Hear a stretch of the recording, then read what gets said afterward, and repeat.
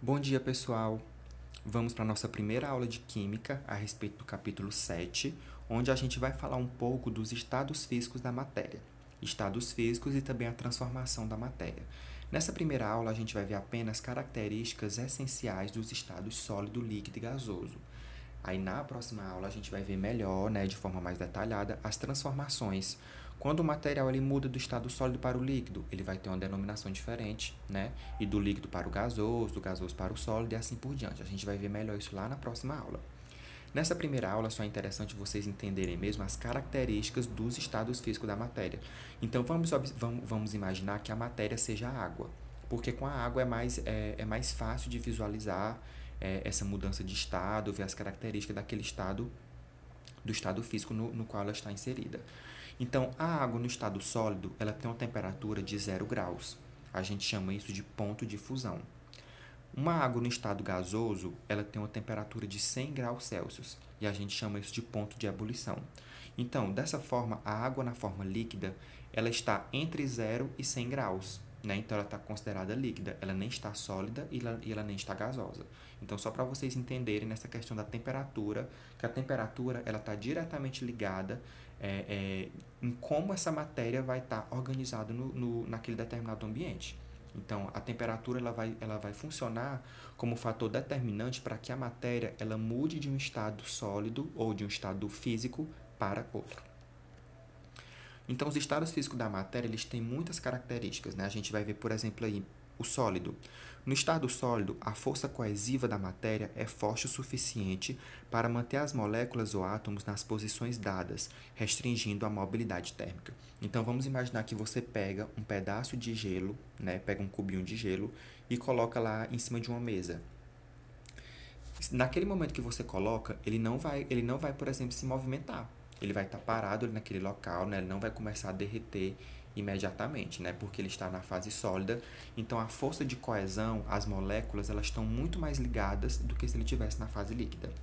Já no estado líquido, as partículas de uma substância têm mais energia cinética que a de um sólido. Não são mantidas em um arranjo regular, mas ainda estão muito próximas umas das outras, de modo que os líquidos possuem um volume definido. Então, se você pega, por exemplo, um copo de água e derrama em cima daquela mesa, não vai acontecer o mesmo que aconteceu com o gelo, Não vai ficar parado naquele local. Rapidamente aquela água ela vai começar a escorrer pela mesa, vai cair no chão, vai molhar tudo, porque a força coesiva, as moléculas no estado líquido, elas não estão tão ligadas uma na outra como elas estão na fase sólida. Se vocês observarem na fase sólida, é como se tivesse uma rede, tá ligando a cada molécula, que é uma bolinha dessa, tá ligada por uma pequena rede, ligando ela. Isso é a coesão, é a atração entre as moléculas. Já no líquido não tem, por exemplo, essa força coesiva e não tem organização. O líquido, por exemplo, ele não tem forma definida, ele tem a forma no que você colocar. Se você coloca água num copo redondo, ele vai ficar naquele formato. Num copo quadrado, num copo triangular e assim por diante, ele vai ter aquele formato. Já o sólido não, Se você pega um copo quadrado e você coloca vários cubos de gelo dentro, os cubos de gelo eles vão ficar um empilhado em cima do outro, eles não vão ocupar todo aquele espaço do copo, Porque ele já tem uma forma definida que é sólida. Já no estado gasoso, as partículas de gás têm muito espaço entre elas e possuem alta energia cinética. Se não confinadas, as partículas de um gás se espalham indefinidamente. Se confinado, o gás se expande para preencher seu recipiente. Então, se a gente pega, por exemplo, você tá lá, coloca uma panela de água, para ferver, para aquecer no fogo. A água começa a ferver, ela começa a evaporar, Então, a água no estado gasoso, ele vai rapidamente ocupar aquele espaço que ela está inserida. Então, você não consegue, por exemplo, conter o gás em determinado local. Ela vai se expandir, ela vai ocupar todo o espaço, ela vai evaporar, vai para a atmosfera, Porque ele não tem uma organização. Tudo que é gás não tem uma organização definida. Ele não ocupa um espaço definido, ele vai ocupar todo aquele espaço, que aquele gás ele está inserido.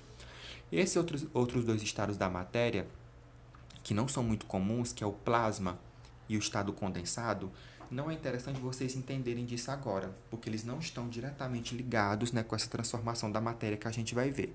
Mas só rapidamente aqui, o plasma ele não é um estado comum da matéria aqui na Terra, mas pode ser o estado mais comum da matéria no universo. né? Então ele já vai ser um estado diferente da matéria. O plasma ele consiste em partículas altamente carregadas com energia cinética extremamente alta.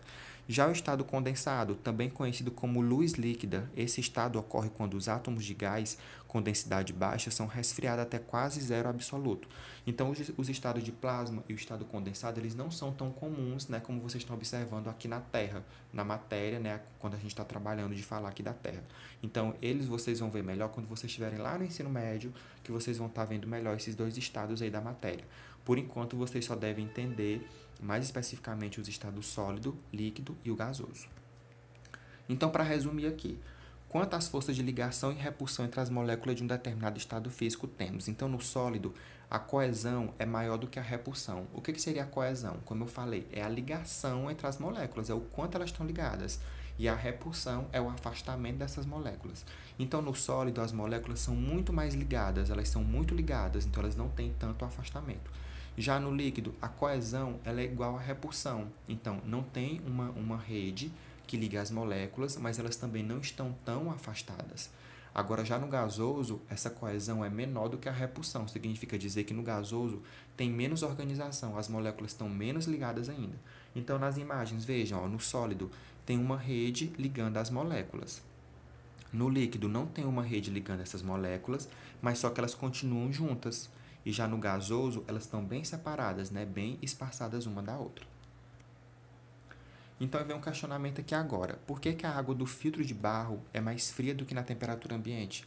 Vocês já observaram quando vocês forem em algum local que tem esse filtro de barro e vocês pegam a água, já viram que ela é mais fria do que a temperatura ambiente? Por que acontece? É porque o barro do qual é feito o filtro, ele é um material poroso e permeável.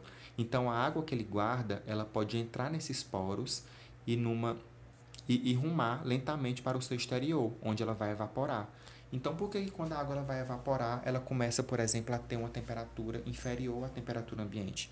Então, a gente pode comparar isso, por exemplo, como processo de transpiração. Vocês já perceberam que quando vocês vão lá, corre muito, começa a transpirar, aí vem aquele vento e bate, parece que está gelado, né? Parece que está esfriando, né? Aquele suor parece que ele tá fazendo com que esfrie o seu corpo. Então, justamente quando a água ela começa a evaporar, né? Quando ela está no estado líquido, ela começa a evaporar, ela diminui a temperatura.